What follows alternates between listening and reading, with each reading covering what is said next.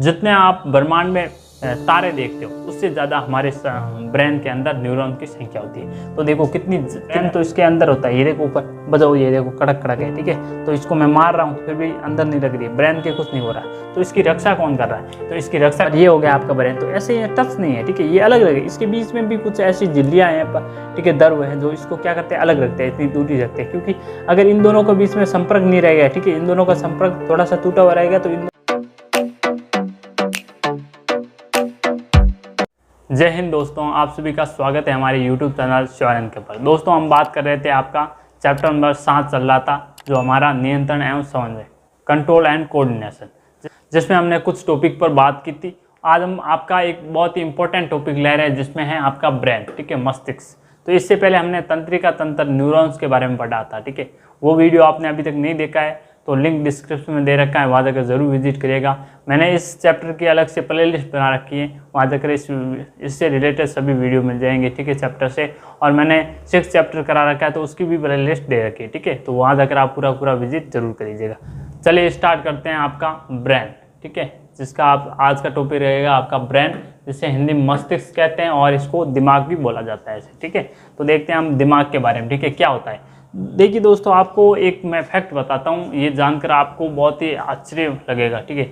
ये जो हमारा ब्रेन होता है, ठीक है, इसमें इतनी सारी कैलकुलेशन होती हैं, जो ये सूचनाओं को, ठीक है, ये हमारे शरीर पूरी बॉडी को कंट्रोल करता है, क्योंकि ये सेंटर में होता है और इस बॉडी के सभी पार्ट को, ठीक है, सोचना, खाना पीना, देखना फिरना, ठीक है, जो भी जितने भी शरीर के जितने भी कार्य हो रहे हैं वो सभी कंट्रोल कौन करता है? हमारा ब्रेन करता है, ठीक है। तो ये हमारे ब्रेन में सूचनाएं कैसे जाती हैं, तो ये हमने तंत्रिका कोशिका पढ़ा था, ठीक है, न्यूरॉन्स। तो उसमें हमने देखा था ये न्यूरॉन्स क्या करते हैं, ये कोशिकाएं हमारे ब्रेन से जुड़ी रहती हैं और ये आगे आगे सूचना को भेजते हैं। और किस रूप में? जैसे ये बिजली, अगर हमने कहीं से बटन ऑन किया और बिजली कैसे पहुंचती है, एक बल्ब को जला देती है, ठीक है, बल्ब को ऑन करना, ठीक है, जलाना। तो ऐसे ही हमारे ब्रेन में ऐसे बहुत सारे गिने तो ऐसे न्यूरॉन्स के बल्ब भी लगे रहते हैं, ठीक है। तो उनको जलाने का कार्य करते हैं ये तार रूपी जो कौन होती है, तो तंत्रिका कोशिका होती है, ठीक है। और ऐसे ही हमारा ब्रेन है वो न्यूरॉन्स का बनाता है, यानी कि तंत्रिका कोशिका का बनाता है। और एक और मैं फैक्ट बताता हूँ, ये आपके ब्रह्मांड में जितने तारे दिख रहे हैं आपको, इससे भी ज़्यादा हमारे ब्रेन में न्यूरॉन्स की संख्या होती है। तो समझो हमारा ब्रेन कितना जटिल होता है। तो वैज्ञानिकों ने इसको एक जटिल पार्ट नाम दिया, ठीक है। ये जो ब्रेन की संरचना है, एक बहुत ही बड़ी जटिल संरचना को बताया कि इसमें बहुत सारी कैलकुलेशन होती है और हज़ारों करोड़ रिएक्शन होती हैं एक साथ में, ठीक है। तो वो कैसी होती हैं अभी देखते हैं, इसमें ब्रेन में क्या क्या कार्य होते हैं हमारे। तो दोस्तों मैंने ये एक डायग्राम बना दिया आपके ब्रेन का, ठीक है, यानी कि मस्तिष्क का एक डायग्राम दे रखा है। इसमें हम पहले समझेंगे, यानी कि हमारा ब्रेन, जिसको मस्तिष्क या हिंदी में दिमाग कहते हैं, ठीक, कहते हैं ना, इसका तो दिमाग खराब होया हुआ है, ये ऐसे हरकत कर रहा है। तो हर कोई चीज़ को कंट्रोल कर रहा है, क्योंकि वो सभी चीज़, हम कोई भी कहते हैं ये मेंटली प्रॉब्लम है, ये दिमाग की ऐसी सूचना है, तभी ये ऐसे चल रहा है, ठीक है। जब वो कोई व्यक्ति, ठीक है, अल्कोहल का सेवन करता है, यानी दारू वगैरह बियर पीता है, ठीक है, तो वो ऐसे अल्कोहल सेवन करता है, वो ऐसे फिर ऐसे चल नहीं पाता, कंट्रोल नहीं होता उसका, ठीक, क्योंकि हमारे शरीर को कंट्रोल कौन करता है? ब्रेन ही करता है, ठीक है। तब वो अल्कोहल वगैरह पी लेते तो जो हमारा ब्रेन है वो कार्य करना क्या हो जाता है, थोड़ा सा स्लो हो जाता है, या कभी कभी कार्य करना बंद कर देता है। तो वो अपना कंट्रोल खो देता है और ऐसे ऐसे चलता है, ठीक है। उसको मारते तो कुछ पता नहीं चलता, वो कहीं गिर जाता है, फिर उसका नशा उतरता है और फिर पता चलता है हाँ मेरे यहाँ लग गई, वहाँ लग गई, फिर पता चलता है, फिर दर्द होता है, ठीक है। तो ये कार्य सभी हमारा ब्रेन करता है। तो देख लीजिए कि जो ये ब्रेन है हमारा, ठीक, तो आपको ये ब्रेन का एक डायग्राम दे रखा है, जिसमें देखो पहले इसकी ब्रेन की जो रक्षा करने वाला एक पार्ट होता है अलग, ठीक है। ब्रेन तो इसके अंदर होता है, ये देखो ऊपर बजाओ, ये देखो कड़क कड़क है, ठीक है। तो इसको मैं मार रहा हूँ तो फिर भी अंदर नहीं लग रही है, ब्रेन के कुछ नहीं हो रहा। तो इसकी रक्षा कौन कर रहा है? तो इसकी रक्षा करने पर इसके ऊपर एक परत चढ़ी रहती है, ठीक है। इसको बालों को हटाओ, ठीक है, बालों को हटाने बाद में एक ये कड़क परत होती है, उससे बोलते हैं क्रैनियल, ठीक है, इंग्लिश में, और हिंदी में कहते हैं कपाल, ठीक है। इसको आप ऐसे खोपड़ी भी बोल सकते हो। खोपड़ी का मतलब होता है ये यहाँ से ये पूरा मुँह, ठीक है, इतना पूरा आ जाता है खोपड़ी के अंदर। और कपाल की बात करें तो कपाल में यहाँ से यहाँ तक, ठीक है, यहाँ से लेकर यहाँ, ठीक है। तो ये, तो इसमें आपकी कपाल है, ठीक है, इसमें ये 8 हड्डियों का ग्रुप होता है। कैसा होता है? 8 हड्डियों का ग्रुप। तो मैंने ये देखो डायग्राम बना रखा है यहाँ, इसमें 3 अलग अलग लेस। तो इसमें देखो ये सबसे बाहरी लेस है, इसको हम कहते हैं कपाल या खोपड़ी, ठीक है। तो देखो तो ये हमारा कपाल है, वो 8 हड्डियों का ग्रुप होता है। कितने हड्डियों का? 8 हड्डियों का ग्रुप होता है। फिर देखो इसमें फाइबर जॉइंट होते हैं जो बहुत ही मजबूत होते हैं। किसमें? आपकी ये कपाल है, ठीक है, इसके अंदर क्या होते हैं, फाइबर जॉइंट होते हैं जो बहुत ही मजबूत होते हैं, जो एकदम मजबूती से जुड़े रहते हैं, जिससे हमारे ब्रेन को सुरक्षा होती है, ठीक है। किसमें, जब ये 8 अलग अलग हड्डियाँ होती हैं तो इसके बीच में हड्डियों को जोड़ने वाला कोई जॉइंट होना चाहिए, तो ये ऐसा फाइबर जॉइंट होते हैं जो बहुत ही मजबूत होता है, ठीक है। रेशेदार मान लीजिए, ठीक है, तो रेशेदार होते हैं, वो बहुत ही मजबूत होते हैं और इसको एकदम कड़क बनाए रखते हैं, ठीक है, एकदम चिपका कर इसको बांधे रखते हैं इसके 8 हड्डियों को, ठीक है, जिससे एक कपाल का निर्माण होता है, ठीक है। तो देखो आगे, और ये तो हो गई हमारी जो कड़क पार्ट है इसका, ठीक है। अब इसके अंदर ये वाला ब्रेन है, देखो दोस्तों, ये अंदर दिख रहा है, ये वाला ब्रेन है, तो इसके ऊपर जो हमने पढ़ ली ये कपाल खोपड़ी होगी, ठीक है। तो इसके और खोपड़ी यानी कि कपाल और ब्रेन के बीच में भी सुरक्षा होनी चाहिए, ये दोनों आपस में टच नहीं, ऐसे जैसे ये आपकी होगी मतलब कपाल, ठीक है, और ये हो गया आपका ब्रेन, तो ऐसे ये टच नहीं है, ठीक है, ये अलग अलग है। इसके बीच में भी कुछ ऐसी झिल्लियाँ हैं, ठीक है, दर्व हैं, जो इसको क्या करते हैं, अलग रखते हैं, इतनी दूरी रखते हैं, क्योंकि अगर इन दोनों के बीच में संपर्क नहीं रहेगा, ठीक है, इन दोनों का संपर्क थोड़ा सा टूटा हुआ रहेगा तो इन दोनों के बीच में इंफेक्शन नहीं होगा, ब्रेन और खोपड़ी के बीच में, ठीक है। तो इन दोनों कपाल और ब्रेन के बीच में इन्फेक्शन को दूर करने के लिए एक इसके अंदर 3 झिल्लियाँ होती हैं, ठीक है। इस तीनों झिल्लियों का नाम, ये मैंने एक ही बना रखी, आप मानना 3 झिल्लियाँ होती हैं, वो होती है मेनिंजेस, इसका नाम होता है, तीनों झिल्लियों का नाम होता है मेनिंजेस। तो तीनों झिल्लियों को मैंने अलग अलग यहाँ नाम दे रखे, ठीक है। जैसे मानो ये आपका ब्रेन है और ये ऊपर वाला आपका है खोपड़ी, ठीक है, या इसको कह दीजिए कपाल, कपाल क्रैनियल, ठीक है, क्रैनियल। फिर क्रैनियल के नीचे देखो 3 परत होती हैं ऐसी, जिसे हम मेनिंजेस की झिल्ली कहते हैं, ठीक है। तो 3 झिल्लियाँ पाई जाती हैं, तो सबसे ऊपर वाली झिल्ली को कहते हैं ड्यूरामेटस, ठीक है, और सबसे नीचे वाली झिल्ली को कहते हैं पायामेटस, और इसके मध्य में झिल्ली पाई जाती है उसे बोलते हैं आर्केनोइड मेटल, ठीक है। और इन तीनों झिल्लियों को मिलाकर इन तीनों को एक साथ में बोला जाता है मेनिंजेस, ठीक है, मेनिंजेस की परत या मेनिंजेस की झिल्ली, ठीक है। और ये क्या करती है, ये कपाल और ब्रेन को आपस में सीधे ही संपर्क होने से बचाती है। और इसके बीच में देखो पायामेटस और आर्केनोइड के बीच में क्या पाया जाता है, इसमें द्रव पाया जाता है, ठीक है, द्रव पदार्थ, देखो ये डॉट दिख रहा है, ये द्रव पाया जाता है, इससे बोलते हैं हम CSF। इसका फुल फॉर्म होता है सेरिब्रो स्पाइनल फ्लूइड, जिसे हिंदी में मस्तिष्क मेरुदर्व बोलते हैं, ठीक है। सेरिब्रम आगे पढ़ेंगे क्या होता है, ठीक है। तो मस्तिष्क मेरुदर्व ये अब सीधे ही हम ब्रेन पर ऐसे मारते हैं, ठीक है, टच करते हैं, तो ये क्या होता है, ब्रेन को सीधा संपर्क होने से रोकता है, जिससे ब्रेन को सीधी क्षति ना हो, ठीक है। ऐसे तो हम किसी चीज़ पर, जैसे आप मानो आपके पास कोई कैंपर है, ठीक है, कैंपर की, अब कैंपर और कैंपर के बीच में हम जल मान लो ब्रेन की तरह है, ठीक है, तो उसके अंदर जल डालें, अब कैंपर को बाहर से ऐसे मारेंगे, ठीक है, ऐसे मारेंगे या कुछ हिलाई डुलाएंगे तो पानी ऑब्वियसली बाहर आएगा या उछलेगा, कुछ ना कुछ होगा, ठीक है। तो ऐसे ही अगर हम खोपड़ी को ऐसे ऐसे मारते हैं, ठीक है, ऐसे मारा तो अंदर, ठीक है, खोपड़ी टच में होगा एकदम ब्रेन के, ठीक है, तो ऐसे मारने से ब्रेन को थोड़ी बहुत डैमेज हो सकता है, ठीक है। तो उससे भी ये बताता है कौन, ये 3 लैश होती है वो बताते हैं, वो आपस में जो भी थोड़ी सी चोट आती है वो आपस में बिखेर देती है, तो सभी को बैठा देती है, ठीक है, जिससे इसका प्रभाव कम हो जाता है। फिर आगे बारी आती है ब्रेन के निर्माण की, ठीक है। अब ब्रेन का निर्माण किस प्रकार होता है, तो मैंने बताया था पिछले वीडियो में भी हमने पढ़ा था कि न्यूरॉन तंत्रिका कोशिका के बारे में पढ़ा था, ठीक है। तो देख लीजिए पहले, ये इसका निर्माण होता है न्यूरॉन यानी कि तंत्रिका कोशिकाओं से इसका निर्माण होता है। तो इसमें इनकी संख्या अरबों खरबों होती है, ठीक है, आप कह सकते हैं 10 20 मिलियन ट्रिलियन इसकी संख्या होती है। जितने आप ब्रह्मांड में तारे देखते हो उससे ज़्यादा हमारे ब्रेन के अंदर न्यूरॉन की संख्या होती है। कितना जटिल हमारा ब्रेन होता है, ठीक है। और इस ब्रेन के अंदर इतनी हज़ारों करोड़ों रिएक्शन एक साथ चलती है, ठीक है, केमिकल रिएक्शन चलती हैं। कभी मैं आपकी तरफ देख रहा हूँ, सोच रहा हूँ, मेरे पग में पेन हो रहा तो मैं उस पर भी ध्यान जा रहा है मेरा, ठीक है। और साथ में देखो मैं सुनने का कार्य कर रहा हूँ, ठीक है, और देखना का कार्य कर रहा हूँ, बोलने का कार्य कर रहा हूँ, ठीक है, हाथ से एक्सप्रेशन देने का कार्य कर, कितने साथ एक साथ मैं कार्य कर रहा हूँ, ठीक है। और मेरा डाइजेशन हो रहा है, हार्ट बीट चल रही है, श्वास चल रही है, ठीक है, सब चीज़ें चल रही, तो एक साथ कितने सारे कार्य हो रहे हैं, ठीक है। आप सोचो ब्रेन में भी कितनी सारी रिएक्शन होगी एक साथ, ठीक है। तो ये बहुत जटिल कॉम्प्लेक्स संरचना मानी जाती है ब्रेन की, ठीक है। सबसे असीम अंग, ठीक है, ब्रेन को माना जाता है मानव शरीर का, और ये बहुत ही कॉम्प्लेक्स संरचना मानी जाती है, ठीक है। और वैज्ञानिक इस पर रिसर्च करते ही जा रहे बहुत सारे, और इसमें इसकी मेमोरी बहुत ही फुल होती है, ठीक है, इसकी अनगिनत मेमोरी होती है, इसको आप कितना ही स्टोर करके रख सकते हो, ठीक है। तो देखो आगे, तो ये मैंने बताया ये न्यूरॉन तंत्रिका कोशिका का बना होता है। और ये शरीर की सबसे बड़ी कोशिका होती हैं, ठीक है। कौन? तंत्रिका कोशिका या न्यूरॉन शरीर की सबसे बड़ी कोशिका होती हैं, याद रखना। और ये विभाजित नहीं होती हैं, ठीक है। हमने अक्सर सुना होगा सेल डिवीजन, नाम सुना है, कोशिका विभाजन। तो इस कोशिका का कभी भी विभाजन नहीं होता है, क्योंकि ये एक मात्र कोशिका होती है, ठीक है। एक मतलब इकाई के रूप में ये सब अपना एक एक कार्य करती है, ठीक है। तो ये इसका विभाजन कभी नहीं होता है, ठीक है। सबसे छोटी से छोटी इकाई होती है वो कोशिका तंत्रिका कोशिका कहा जाता है, ठीक है। सबसे छोटी से छोटी इसकी इकाई ब्रेन की या कार्य करने की, ठीक है, समन्वय की इकाई कहा जाता है। सबसे छोटी की छोटी इकाई जो इकाई होती है उसको हम न्यूरॉन या तंत्रिका कोशिका कहते हैं, ठीक है। और इसमें पुनर्निर्माण का काम नहीं होता है, ठीक है। तो आपने देखा होगा सेल डिवीजन टूटती हैं, ठीक है, कोशिका विभाजित होकर दूसरी कोशिका का निर्माण कर देते हैं, यानी कि पुनर्निर्मित हो जाती है, ठीक है। क्योंकि वो किस कारण होती है? उसके कोशिका के अंदर क्या पाया जाता है? सेंट्रोसोम पाया जाता है। उस कारण वो सेंट्रोसोम में शक्ति होती है, वो दूसरी कोशिका को यानी कि वापस पुनर्निर्माण कर देते हैं। तो इसके अंदर क्या नहीं पाया जाता है? इसके अंदर सेंट्रोसोम नहीं पाया जाता है, जिससे ये दूसरा कोशिका मतलब वापस आपका कोशिका का पुनर्निर्माण नहीं कर सकती, ठीक है। समझ गए? अब हम पढ़ते हैं इसमें आपके ब्रेन के क्या क्या रक्षा कवच होते हैं वो हमने पढ़ लिया। ब्रेन बना किससे होता है वो भी पढ़ दिया।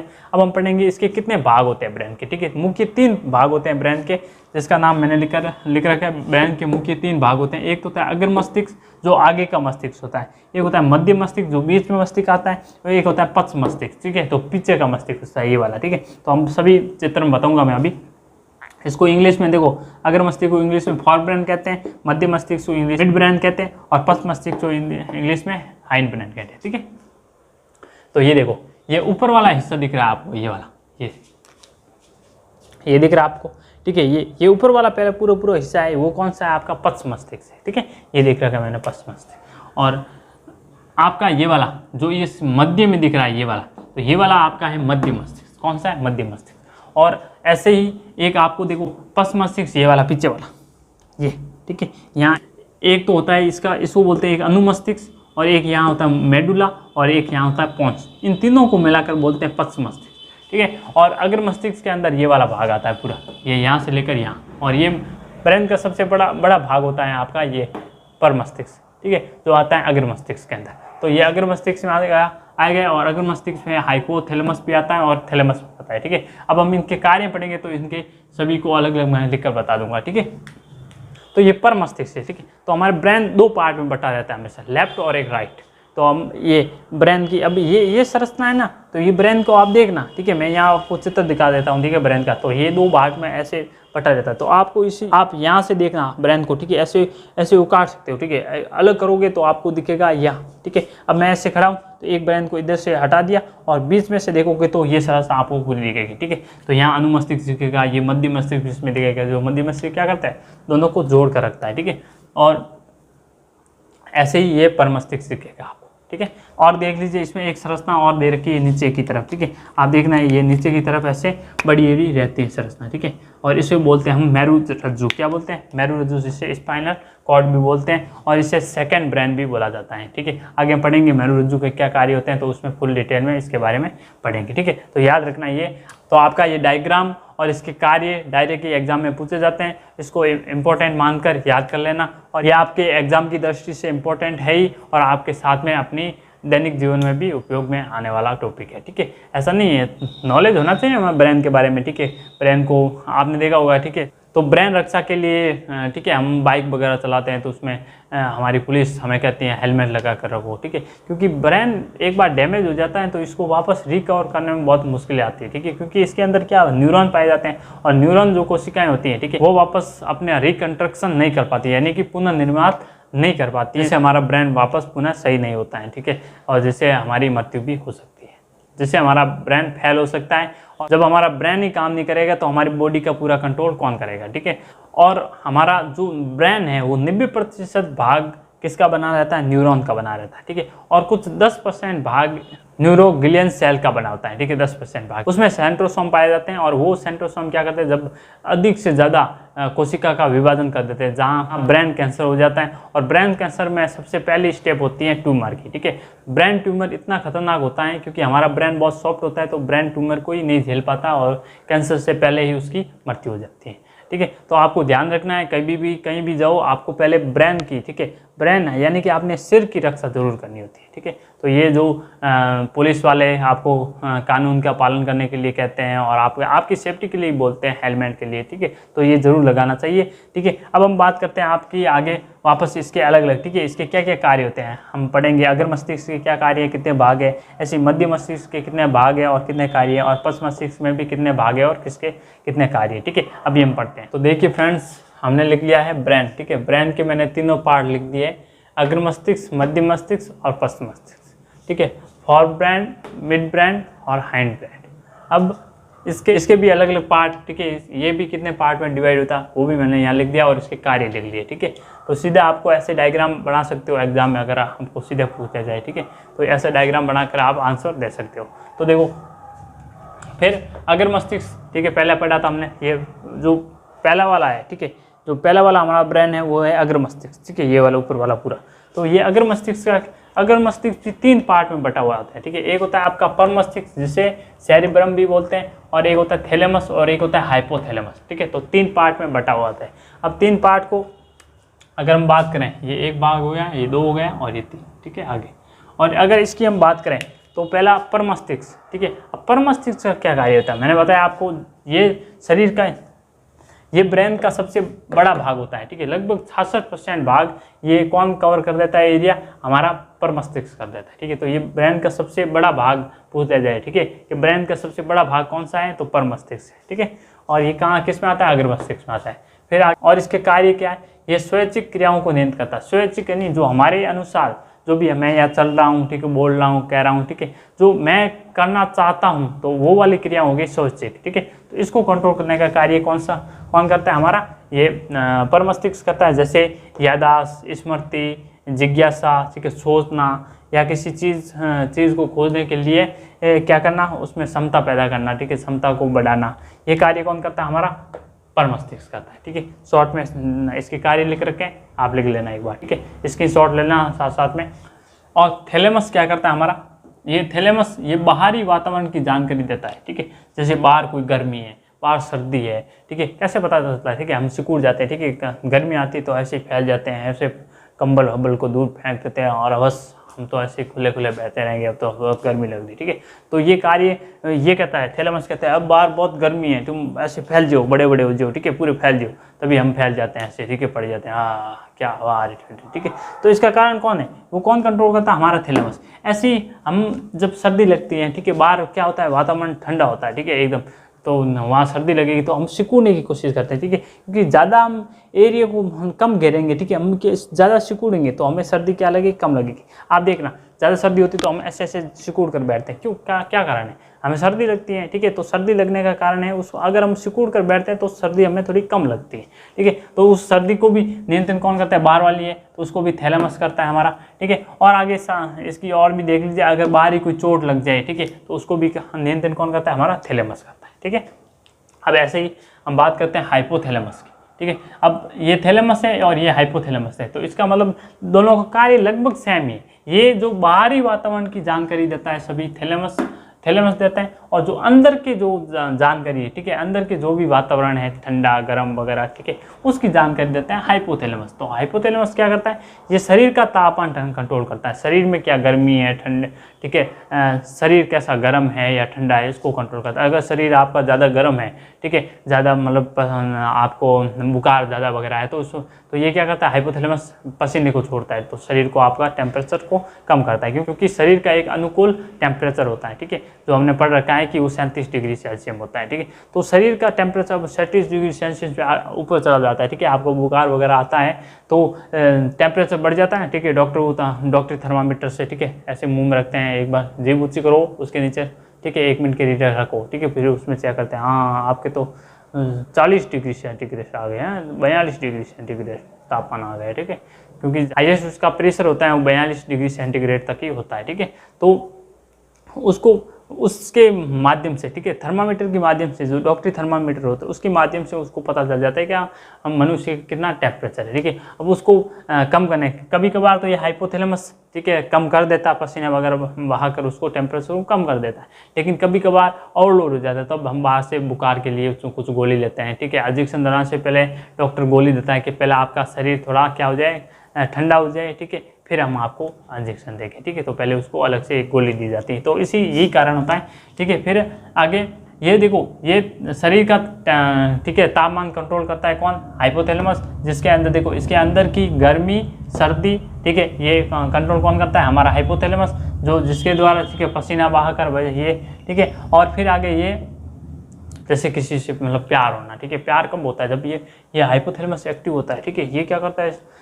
किसी को देखते ही हाँ कुछ कुछ होने लगता है, ठीक है, आपके ब्रेन में, ठीक है, दिल में, कहते हैं दिल मेरा धड़का ऐसे ऐसे, ठीक है, ये धड़कता है कुछ ऐसे, तो उसके बारे में सोचते हैं हाँ कुछ ना कुछ है ऐसा, ठीक है। तो आपका हाइपोथैलेमस थोड़ा एक्टिव रहता है। आपने देखा होगा कि ये किसी गर्म चीज़ से या इससे क्या ज़्यादा उत्तेजित हो जाता है, कौन सा, हमारा हाइपोथैलेमस, जैसे किसी के प्रति घृणा करना, ठीक है, इसका भी घृणा का भी काम होता है, ये प्यास का भी कार्य होता है, इसका भूख का भी कार्य होता है, ठीक है। जब आपने देखा होगा कि जो बड़े बड़े साधु वगैरह होते हैं, ठीक है, वो लहसुन नहीं खाते हैं, ठीक है, प्याज नहीं खाते हैं, जो गर्म चीज़ें होती हैं, गर्म मसाला नहीं खाते हैं, तो इसका कारण यही होता है क्योंकि उसका हाइपोथैलेमस है वो क्या हो जाता है, ज़्यादा एक्टिव हो जाता है, और फिर उनके जो तपस्या करने का है या उसमें कुछ विविधता आती है उनको, क्यों, क्योंकि अब उसका ये हो गया तो उसको प्यार भी जगेगा, ठीक है, किसी के प्रति घृणा भी जगेगी। तो एक साधु महाराज होता है, ठीक है, जो बड़ा साधु होता है, संत होता है, वो सिर्फ उसको पूजा भगवान की भक्ति करनी होती है, ठीक है। तो उसको क्या चाहिए, उसको मतलब ज़्यादा ऐसे अट्रैक्टिव नहीं होना किसी के प्रति, ठीक है, और नहीं उसको ज़्यादा घृणा होनी चाहिए किसी चीज़ से, तो ये दोनों चीज़ नहीं होती, उसको कंट्रोल करके बैलेंस करके रखना है, ठीक है। तो इसलिए वो लहसुन प्याज वगैरह नहीं खाते हैं, ठीक है। और ऐसे ही हमारे प्यास को और भूख को भी नियंत्रित कौन करता है, हाइपोथैलेमस करता है, ठीक है। अब हम बात करते हैं आके मध्य मस्तिष्क की। तो मध्य मस्तिष्क क्या होता है, ठीक है, मध्य मस्तिष्क मैंने बताया आपको इस मध्य बीच में आता है, ठीक है। तो इसमें इसके भी 2 पार्ट होते हैं, आपके इस बुक में नहीं दे रखे हैं, फिर भी आप एक बार लिख लेना, ठीक है, इंपॉर्टेंट है, 2 पार्ट अलग से दे रखे हैं इसके होते हैं, ठीक है।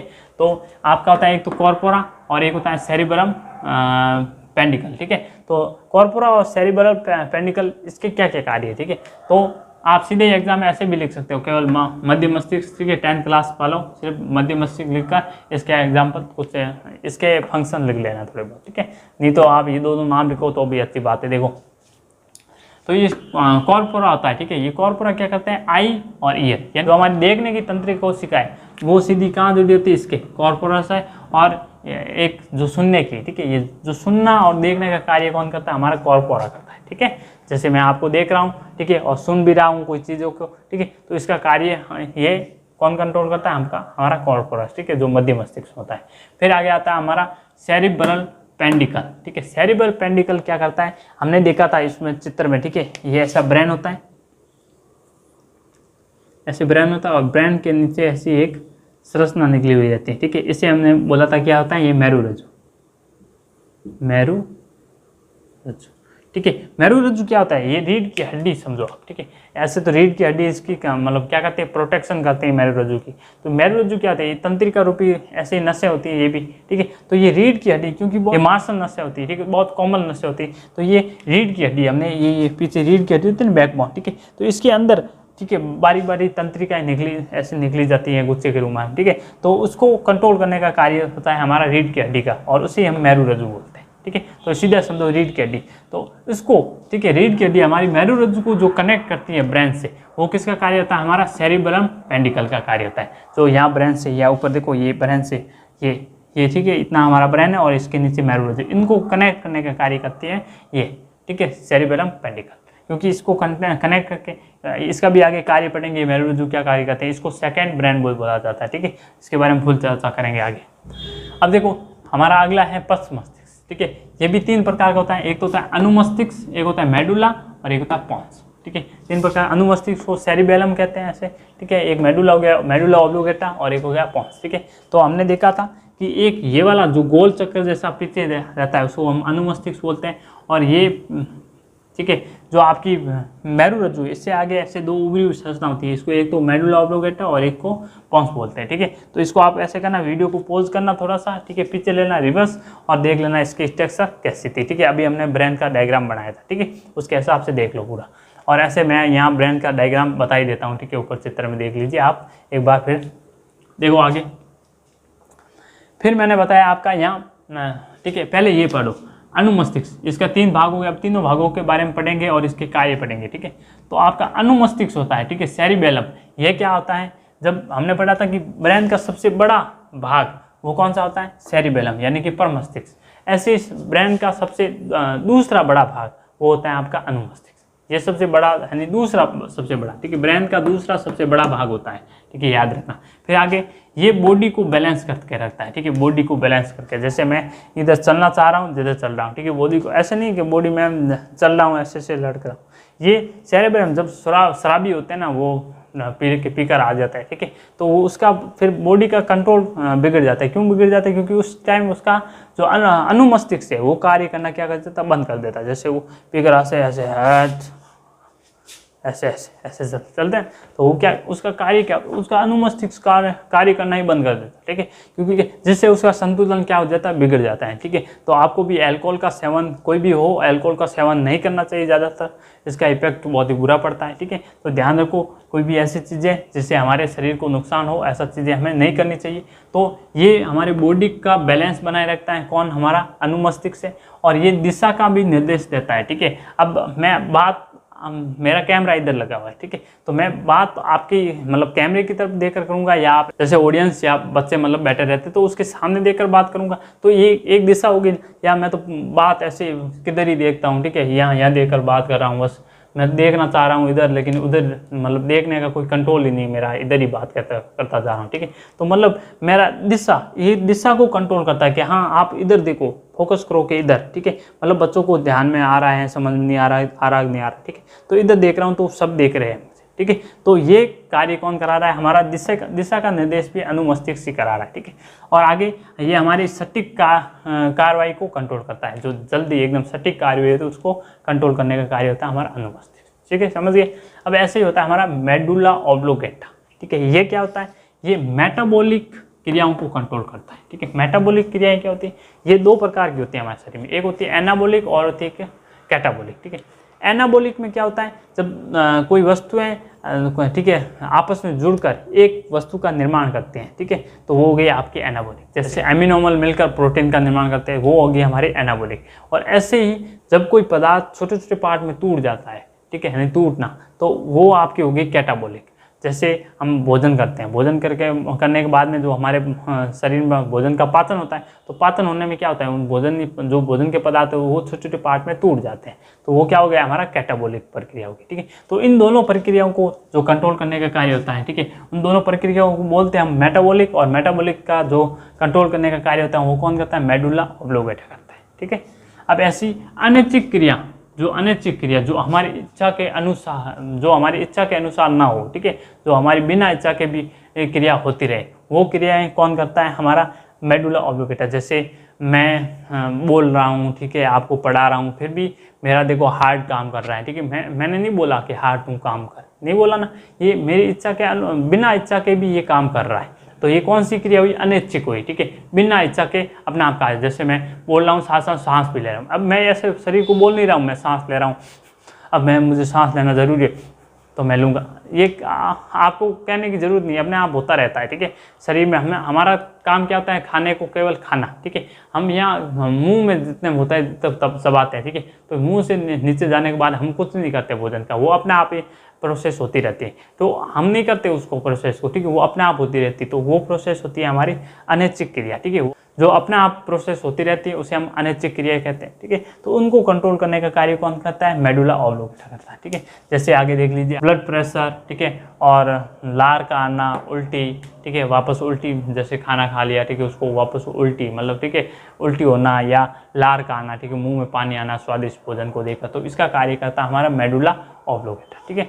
ऐसे ही हमारा पोन्स, ठीक है, पोन्स क्या करता है, ये भी अनैच्छिक क्रियाओं को कंट्रोल करता है, लेकिन इसमें अनैच्छिक क्रिया, इसमें क्या होते हैं, श्वसन केंद्र पाए जाते हैं, ठीक है, तो इसलिए ये श्वसन में श्वास का विनिमय करता है, ठीक है, विनिमय को कंट्रोल ये करता है, ठीक है, सांस का विनिमय, ठीक है, यानी विनिमय नहीं, आदान प्रदान करना, ठीक है, जैसे ऑक्सीजन और कार्बन डाइऑक्साइड का आदान प्रदान करने का कार्य कौन करता है, हमारा पोन्स, ठीक है। तो ये था हमारा बहुत ही इंपॉर्टेंट टॉपिक, जो ब्रेन, ठीक है। अब इसका स्पाइनल कॉर्ड, यही इसका क्या क्या कार्य होते हैं ये भी मैं पढ़ लेता हूँ, ठीक है, साथ साथ में ये होगा आपका पूरा टॉपिक हो जाएगा। अब देखो फ्रेंड्स, हमारा है स्पाइनल कॉर्ड यानी कि मेरुरज्जु। ये मेरुरज्जु मैंने अभी बताया था आपको, ये हमारा ब्रेन हो गया, ठीक है। और ये ब्रेन के जो ये पार्ट होता है, ठीक है, ये वाला पार्ट, ये होता है हमारा मेरुरज्जु। तो मेरुरज्जु जो हमारा स्पाइनल कॉर्ड है, ठीक है, ये क्या होता है, पहले ये इसको हम सेकंड ब्रेन यानी कि द्वितीय मस्तिष्क कहते हैं। फिर इसकी रक्षा कौन करता है, ठीक है, मेरुरज्जु भी, ठीक है, ब्रेन की जिस तरह रक्षा होती है ऐसे मेरुरज्जु की भी रक्षा होनी चाहिए। तो इसकी रक्षा ये रीढ़ की हड्डी रक्षा करती है, ठीक है, जो बैकबोन है इसकी रक्षा करती है, क्योंकि ये बैकबोन के अंदर यानी कि रीढ़ की हड्डी के अंदर पाया जाता है हमारा मेरुरज्जु, ठीक है। तो ये यहाँ से लेकर यहाँ तक, ठीक पीछे तक होती है ना, तो ये हमारी रीढ़ की हड्डी के अंदर पाया जाता है। तो रीढ़ की हड्डी इसकी क्या करती है, रक्षा करती है।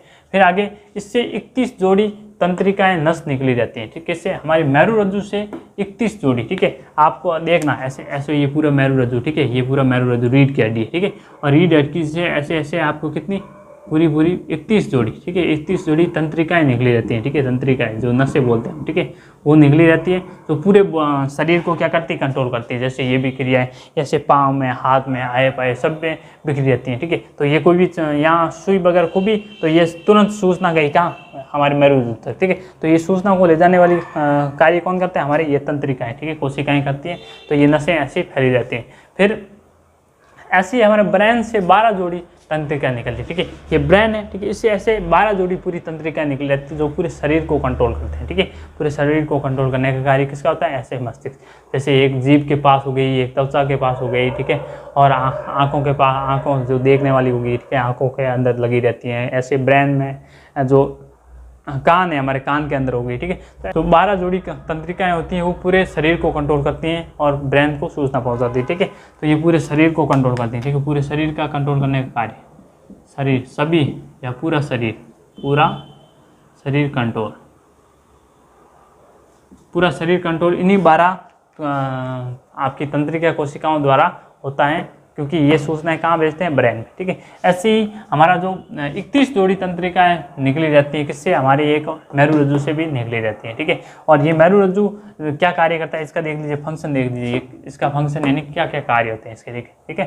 तो ये अचानक जो भी कार्य, ये अचानक कार्य को नियंत्रित करना, ठीक है, और यह इसको बोले प्रतिवर्ती क्रिया को नियंत्रित करना। अचानक और प्रतिवर्ती क्रिया क्या है, ये दोनों लगभग एक ही है, ठीक है। अचानक जैसे किसी ने आपको यहाँ से काटा, ठीक है, तो काटा, मच्छर ने काटा या कहीं किसी ने को सुई को बोई या कांटा को बोया, ठीक है, कुछ भी हुआ यहाँ पर आपके पास, ठीक है। तो ये सूचना तुरंत पहुँचती है किसके पास, ये ब्रेन के पास पहले नहीं पहुंचती। ये ऐसी जो आपातकालीन घटनाएं होती है, ठीक है, तुरंत जो जिसको हाथों हाथ एक्शन लेना पड़ता है, ठीक है, तो वो सूचनाएं किसके पास पहुंचती है, हमारे रीढ़ की हड्डी के पास यानी कि मेरुरज्जु के पास पहुंचती है। और हाथों हाथ जो क्रिया वापस उसके हाथों हाथ, जिसे यहाँ सुई को भी एकदम हाथ हटाया है, ठीक है, तो ये क्या हुई, प्रतिक्रिया हुई वापस। तो इस प्रतिक्रिया को जो कार्य करता है वो कौन करता है, हमारा मेरुरज्जु करता है, ठीक है। तो ये ब्रेन को बाद में सूचना पहुंचाती है कि हाँ उसने बंदे ने ऐसे ऐसे सुई को बोई थी, तो मैंने हाथ ऐसे कर दिया, तो उस बंदे पर अब विचार कीजिए, ठीक है, कुछ करिए, उस बंदे का इलाज कीजिए, वो मेरे कांटा चुभाया दिया, ठीक है। तो वो बाद में ब्रेन सोचता है, ठीक है।